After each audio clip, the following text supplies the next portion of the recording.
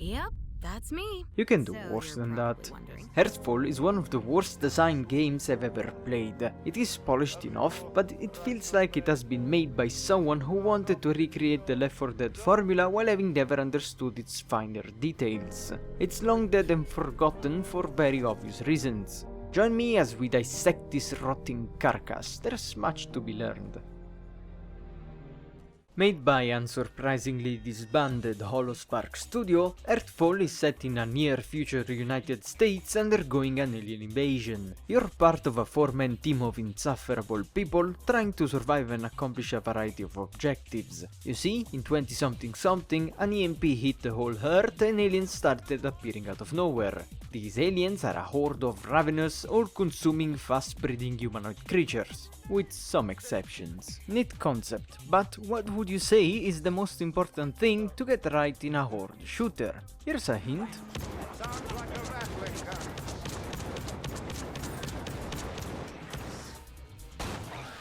Dented down numbers, but there are plenty left. Sub-pops on the way. Hang in there.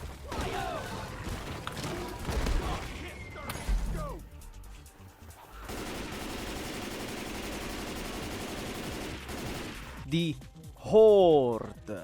These aliens are essentially made out of plastic. It feels like you're disassembling them rather than killing them. Earthfall doesn't even get headshots right, because rather than popping their heads, the aliens just vomit out of the gem thing in the middle of their forehead. And lastly, they make no noises. Very often I sat at a turret or a healing station getting damaged and only realizing after a while that it wasn't friendly fire but a random drone playfully tapping me on the shoulder. Notice me, senpai! Notice me! Okay, the poor drones suck and I hate them, but the thing about horde shooters is that hordes are not made just of the basic enemy. So what about horde variety? Well, there's drones, heavy drones, spitter drones that are just as fucking silent, and that's it. Maybe the specials will save the day? Let's see. We've got Crippled Hunter, Ragdollizing Littlefoot, Tank, Suicide Enemy number 357, Hungering Tomato, Useless Squid. Despite the unoriginality, these specials are also poorly thought out. A comparison if you would. Left 4 Dead's Hunter. Makes so many noises a blind person could see them coming, but also it's a slow special unless he's leaping, and even if he's targeting you, you've got counterplay. Compare the Thrasher. It does make some noises, but it's barely distinguishable amongst the chaos. It does leap occasionally, so rarely in fact it takes you completely by surprise when it happens. Mostly it trudges along within a horde of drones, bumbling around and using its low profile and lack of collision to hide within the mob. You can avoid the grab by jumping, but I'm not sure if it's intentional or a bug considering you're flung without animation. Again, take the Packmaster from Vermintide. Obvious noise giving away its arrival in position, the grab takes a second and you can actually dodge it, it's low enough to easily catch up after a grab, and has a head to shoot at. The Whiplash just hops along with the Horde, again using it as a shield, with its height barely distinguish it from the crowd. The obvious thing would be having it stick out from the crowd like a giraffe, and giving it a head you could shoot at to pick it off from the Horde. But it has none of that, so very often one just walks up, grabs you and fucks off. The Sapper is fine, the usual shove it away before it explodes enemy. On some maps you get fire variants that actually help with crowd control if you shove them right, which is a nice touch. Enrager is also poorly implemented. This floating tumor buffs enemy in an AoE, making them angrier or something, but sometimes it would just get stuck behind walls or other impassable barriers and keep buffing enemies for a long time. Then, on the many corridor-heavy maps, it's impossible to pick it off before the wave is over. Thankfully, it has a tendency to float towards the player, despite not having any attack to harm them. Then, there's the two bosses. The tank, I mean the beast, can demolish any defense with a single slap and has a powerful ranged attack. It's easy to kite, but it can be a problem if it comes alongside a horde. The other boss is the Blackout. This is a squid that barely does any damage and just stands there getting shot. It occasionally relocates, always hitting a player and stunning him for a second or two in the process, unless he bugs out, then he just... There are scripted events that always spawn a specific boss, but for most of the game it's a coin toss between an annoying useless enemy or a boss that's somewhat of a threat. On invasion mode, more on it later, there's also a fused beast, that's just a beast wearing an adorable blackout backpack and thus having a shield and a more powerful ranged attack. It's slightly harder, but still has all the same weaknesses of the regular beast. Okay, the enemies are not interesting to fight. Are they at least satisfying to kill? Meaning, are weapons interesting? Rifle! Gun! First off, there's melee weapons that are absolutely ass to use. They just lack feedback and damage, especially on heavy drones. You just wing like a madman and maybe the enemy dies, maybe not, who knows. Besides, your shove is just pathetic and also interrupts your reload. My advice is to stick to guns. Despite feeling and sounding incredibly wimpy, the starting pistols end up being the best guns in the game purely because of the infinite ammo, since everything else is so limited. You can get higher caliber pistols, but they're rare. The best things you can have are heavy weapons, a grenade launcher, a minigun, a flamethrower which is pretty fucking bad, and rarely a plasma rifle. Then there's the conventional guns. The MP5 sucks and the shotgun feels like sneezing on the aliens, but they're usually starting weapons. The rifles, P90s, sniper rifle and advanced shotguns are way better. Problem is, the game gives you almost no ammo because it's designed around 3D printers. Where a game like Left 4 Dead would put down a pile of ammo and a couple of medkits, Earthfall just plops down a 3D printer and a Bacta station. So you have infinite healing and infinite guns with infinite ammo. Left 4 Dead had practically infinite guns too, and Earthfall has an additional gimmick of fortifying locations with barricades and turrets. However, since you can print weapons without limit, the game actually gives you a pitiful ammo pool and compensates by putting 3D printers everywhere. If you allow me a stupid comparison, Earthfall uses 3D printers like Dark Souls 2 uses bonfires. Take this map, for example. You arrive here and there's a 3D printer and a healing station. Then you go to the next room and there's another printer. Then you go back to the first room and into yet another room, which has yet another printer. There is a single healing station in this cluster, but health is nowhere near as important as ammo. Because 1, you can't die, and 2, there's medkits everywhere. The obvious way to use this gimmick would be having players complete objectives around a single 3D printer, occasionally going back to restock. To Earthfall's credit, this does happen very rarely, but for the most part the levels are just awful. Before you can use them, you often need to turn on the power to the 3D printers, which attracts a swarm. And I wonder if the devs actually intended this to be a choice? Because why wouldn't you fight a small horde to get infinite ammo and healing? Occasionally the 3D printers will give you grenades as well, and while that completely deflates all challenge, it's usually a good time. Grenade! Grenade! Grenade! Grenade! Arc grenade! Arc grenade! Arc grenade! Arc grenade! Arc grenade! Arc grenade! Throwing an arc grenade! Arc grenade! Throwing an arc grenade! It would have been infinitely more interesting if the printers were somewhat limited, either by electricity, finite uses, having to find blueprints around, having to refill it. Anything other than free infinite guns with a full ammo pool would have been a better idea. Thinking about it just now, having a difference between printed guns and normal found guns could have been interesting. For example, there's an AK-47 which you occasionally find around, and an AK-67 which is the printed near future version.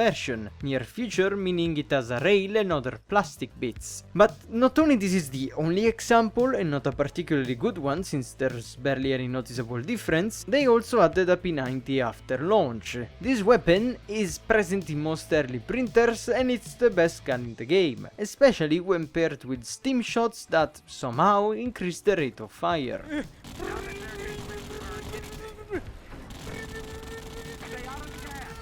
In general, the misuse of the 3D printers exposes a bigger problem, the misuse of the setting. Wow, it's the future! You heal yourself with nanobots, not with bandages? Can't you tell? We're so different from that other game. We don't have infinite guns, we have infinite guns that you have to print. Because Earthfall is a sci-fi game. Sci-fi, I tell you! But then, every single gun is just a reskin of the Left 4 Dead ones, and no level is set in any future location. I don't expect cyberpunk, but show us the technology this future society relied on before the MP fried them. Anything. Hear me out. There's this pretty good level which is about finding a working vehicle. It's the one I was talking about where the 3D printer is well used. There's loot to find around, ammo crates for any weapon you find, a roof to cover the others, and objectives that send you all around the area. Your task? Find and fix a working car, because the vast majority of people switched to electric cars and they became unrecoverable since the EMP. Despite having a level about you finding a rare working vehicle, other levels will occasionally have cars with working alarms on them that will attract a horde if shot. Why? Because Left 4 Dead has them, of course. Thoughtless things like these are why Earthfall was dismissed as a failed Left 4 Dead clone, rightfully so I might add. This used to be a nice neighborhood. Vermintide, Deep Rock Galactic and other co-op Horde shooters have also been compared to Left 4 Dead, but they managed to stand out because they have a setting they utilize to its fullest and unique gameplay mechanics. You might think that an alien invasion rather than a zombie apocalypse would be different enough to have a better, more character-driven story in the game, but the plot isn't anything to write home about. Much like in real life, disembodied voices will occasionally ask you to destroy something or grab an item. That's as deep as it gets. Although gameplay is king in this kind of games, a good story is just a plus, not a requirement. Come on, you freaks! Santa's got toys for all of you! Yeah. The campaign ends with you blowing up an amorphous blob, which might or might not have been important for the aliens, I'm not sure. If the gameplay sucks, the setting is wasted and the plot is inconclusive, then at least the characters are good, right? Roy has a weird neck, is apparently married and was in the Coast Guard, so he says aye aye.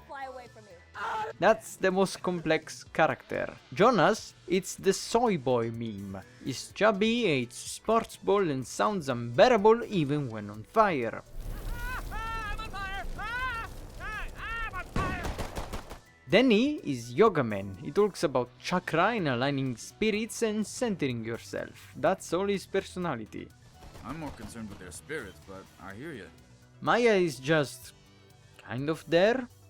Is it unreasonable to put a little thought into the characters' dynamics of your group? I guess not all games can have great characters like the Vermintide crew.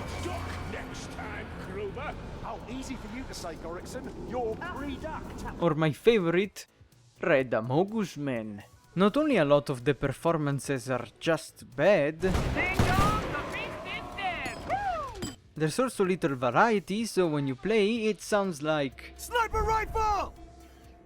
Would anyone like an EF-18? Would anyone like an EF-18? And Ranger is toast! Other than the very short campaign, you can play Invasion mode. Here you earn credits with kills and can use them at 3D printers. Your goal is to survive 20 waves. Every 5 waves or so you unlock new areas, which have printers with different stuff and maybe different upgrade stations. Depending on the map, there's also traps and secondary things you can do for extra weapons, like using drills. If the campaign mode is a Left 4 Dead clone, Invasion mode is more like Killing Floor. And you know what? It's better than the campaign. The printers have an opportunity cost, you can either kite enemies or hold a spot, the upgrades you can get are fun, and occasionally you'll have to fight multiple bosses at once. It doesn't redeem the game, because 2 of the 5 maps are actually good, but it's worth playing. Finally, let's touch on the bugs. Other players' guns don't always make noises. Aliens clip through fences, and sometimes you'll get stuck on top of resistance crates. I'm done. Plus the entirety of Invasion Mode Map 5 has broken pathfinding. The game doesn't have too many bugs, it runs pretty well actually, especially considering that the presentation is not bad at all. It could be better, especially when it comes to weapon sounds. There's an enrager. Take it out. The enrager. And the music is fucking awful, but all in all it's not terrible.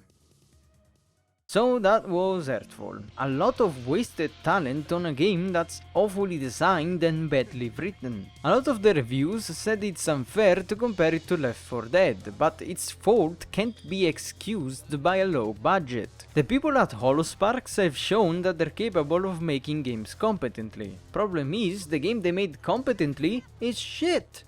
Earthfall came out 9 years after Left 4 Dead 2, 3 years after Vermintide and 2 years after the second Killing Floor. They had plenty to draw from, but instead they ended up with unsatisfying gunplay, awful enemy designs, boring levels and terrible characters. There's also a skill system that requires you to play this game longer than any sane human would to get mostly minute perks, and an unlock system that gives you boring, ugly cosmetics. If you have 3 friends with nothing better to play, go play Deep Rock Galactic. If you've exhausted every other option, maybe get Earthfall. Everything's fun with friends, and in my opinion, Earthfall is not bad enough to be an exception. If anything, you'll get a couple of laughs at how bad some things are. Just don't expect to find anyone playing it already, and the bots are pretty bad, aimbot aside. One thing I am amazed about is that the servers are still up, considering me and my friends were 100% of the player base. You know what? I hope whoever is responsible for the good parts of Earthfall got a job working on better designed video games. Thanks for watching. See ya! Arc grenade! Arc grenade! Arc grenade! Arc grenade! Arc grenade! Throwing an arc grenade! Arc grenade! Non ci vedo. Arc grenade! Ha funzionato.